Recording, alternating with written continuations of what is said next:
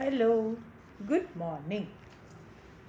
நீருண்ட மேகம் ஆகாச வீதியில் தொங்குவது போல தோன்றும் லம்பமென்ற பெயர் பெற்ற சுவேல மலையின் மேலிருந்து மகா புத்திமானான அனுமன் லங்கையில் பிரவேசிப்பது பற்றி யோஜனை செய்தார். அவர் நினைக்கிறார், இவ்வளவு பெரிய சரீரத்துடன் கீழே இறங்கினால் ராட்சசர்கள் என்னை யார் என்று அறிந்து கொள்ள முயல்வார்கள். ஆகையால் சிறிய உருவம் எடுத்துக் கொள்கிறார். மகாவிஷ்ணு திருவிக்கிரம அவதாரத்தில் சிறியதிலிருந்து பெரிய உருவம் அடைந்தார். இங்கு ஹனுமான் பெரிய உருவத்திலிருந்து சிறிய உருவத்தை அடைந்தார். ராமநாமத்தை ஜபித்து கொண்டே பொழுது இருட்டி சந்திரோதய காலத்தில் இலங்கைக்குள் நுழைகிறார். மிக அழகான செழுமையான லங்கா நகரத்தை பார்த்து கொண்டே செல்லுகையில் சகல ஐஸ்வர்யத்தால் விளங்கும் இந்த ராட்சச ராஜதானியை எந்த சத்ருவாது கண்ணெடுத்து பார்க்க கூடுமா? எல்லா காலத்திலும் ஆயுதபாணிகளாக இதை ரட்சிக்கும் ராட்சச சைன்யங்கள் சாமான்யமா? குமுதன், அங்கதன், சுஷேனன், மைந்தன், த்விதன் இவர்களுக்கு இந்த நகரம் தெரிந்திருக்கும்.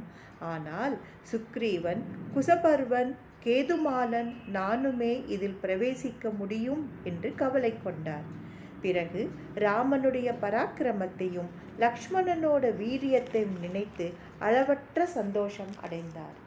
இப்படி அற்புதமான காட்சிகளை பார்த்து கொண்டு மாருதி செல்லுகையில் இலங்கை நகரமே ஒரு பெண்ணாக லங்கினி என்று உருவெடுத்து இவர் முன்னே வந்து நிற்கிறது. அந்த லங்கினி ஹனுமானை உள்ளே நுழைய விடாமல் தடுக்கிறாள். நகரத்தை காக்கும் தேவதையான அவள், காட்டில் வசிக்கும் குரங்கே எதற்காக லங்கைக்குள் பிரவேசிக்க வேண்டும் என்று கேட்டாள். அதற்கு அனுமன் சட்டென்று இந்த லங்காபுரியையும் இதிலுள்ள வீடுகளையும் அரண்மனைகளையும் கோட்டைகளையும் வனங்களையும் தோட்டங்களையும் சோலைகளையும் நன்றாக பார்க்க வேண்டுமென்று எனக்கு மிக்க ஆசை உண்டு. அப்படியே என் இஷ்டப்படி சகல ஆச்சரியங்களையும் பார்க்க வந்திருக்கிறேன் என்று மறுமொழி சொன்னார். அதற்கு அவள், மூடா, என்னை ஜெயித்தால்தானே நீ இந்த பட்டணத்தில் புக முடியும் என்று கடுமையாக அதட்டினாள். அதற்கு ஹனுமன், பெண்ணே, இந்த நகரத்தை நன்றாக சுத்தி பார்த்துவிட்டு திரும்பி உன்னிடம் சொல்லிக்கொண்டே போகிறேன் என்று சாந்தமாய் பதில் சொன்னார்.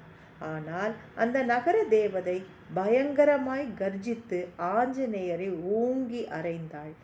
அந்த வானர வீரன் கோபம் கொண்டு இடிபோல் சிரித்து இடதுகை விரல்களை மடக்கி அவளை குத்தினார்.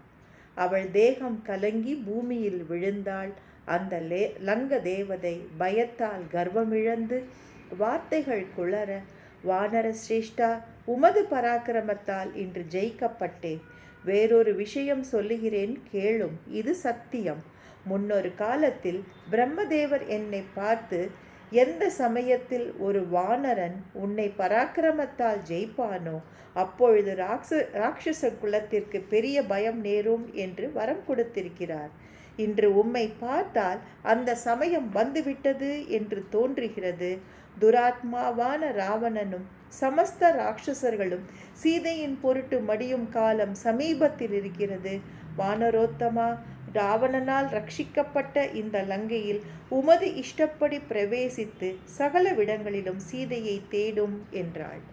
அனுமன் உள்ளே புகுந்து ஒவ்வொரு இடமாக தேட ஆரம்பிக்கிறார்.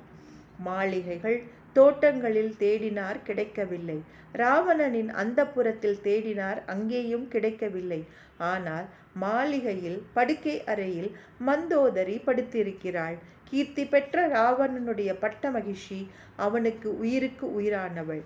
அந்தப்புறத்திற்கு அதிபதி ஆஞ்சநேயர் அவளுடைய அபூர்வமான ரூபத்தையும் யவ்வனத்தையும் கவனித்து இவள் சீதையாக இருக்கலாம் என்று நினைத்து சந்தோஷம் தாங்காமல் தோள் தட்டி வாளை முத்தமிட்டு ஆனந்தம் அடைந்தார். குதித்து விளையாடினார், பாடினார், ஆடினார், உலாவினார், ஸ்தம்பங்களில் ஏறி குதித்தார். இப்படி வானரர்களுக்கு உரிய சேஷ்டைகள் எல்லாம் செய்தார். ஒரு நிமிட இவள்தான் சீதை என்று நினைத்த அனுமன் கொஞ்சம் யோசித்து இவள் சீதை அல்ல என்று தெளிந்தார். சீதையை பற்றி அறியாத நான் ரொம்ப தவறாக முடிவெடுத்து விட்டேன். அவளாவது ராவனின் அந்தப்புரத்தில் கிடப்பதாவது ராமனின் பத்தினி ஒரு நாளும் அப்படி நடக்க மாட்டாள் என்று மனதை தேற்றிக்கொண்டு மேலும் சீதையை தேட ஆரம்பித்தார். அப்பொழுது அவர் புஷ்பக விமானத்தை பார்த்தார். அது ராவணனால் குபேரனிடமிருந்து பறித்து கொண்டு வரப்பட்டது. பிறகு அங்கிருந்து பானசாலைக்கு சென்றார். மது அறிந்துவிட்டு தூங்கும் ஸ்திரீகளை உற்று உற்று பார்த்தார். அப்பொழுது அவருக்கு தோன்றிற்று, பிரம்மச்சாரியாரான நான் இப்படி சீதையோ சீதையோ என்று ஸ்திரீகளை உற்று உற்று பார்க்கிறேனே, இதனால் என் பிரம்மச்சரிய விரதத்திற்கு ஏதானும் குற்றம் வந்து விடுமா? ஆனால் சீதையை பெண்கள் இருக்கும் இடத்தில்தானே தேட வேண்டும். ஆனால் அவரே சொல்லிக் கொள்கிறார், இப்படி பார்த்தால் என் மனம் விகாரம் அடையவில்லை, ராமனிடத்தில்தான் நிலை பெற்று இருக்கிறது. குரங்கு மாதிரி அவர்தான் சீதையை தாவி தாவி தேடுகிறார். ஆனால் அவர் மனதெல்லாம் ராமனிடமே இருக்கிறது. கொண்டல் வண்ணனை கோவலனாய் வெண்ணெய் உண்ட வாயன் என் உள்ளம் கவர்ந்தானை, அண்டர்கோன் அணி அரங்கன் என் அமுதினை கண்ட கண்கள் மற்றொன்றினை காணாவே என்கிறார் திருப்பாணாழ்வார்.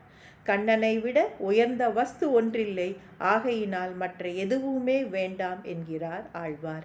அதேபோல் ஹனுமனின் மனம் ராமனிடத்திலேயே குடிகொண்டிருக்கிறது. ஆகையினால் அவரின் பிரம்மச்சரியத்திற்கு எந்த சோதனையும் வரவில்லை. Thank you. Have a good day.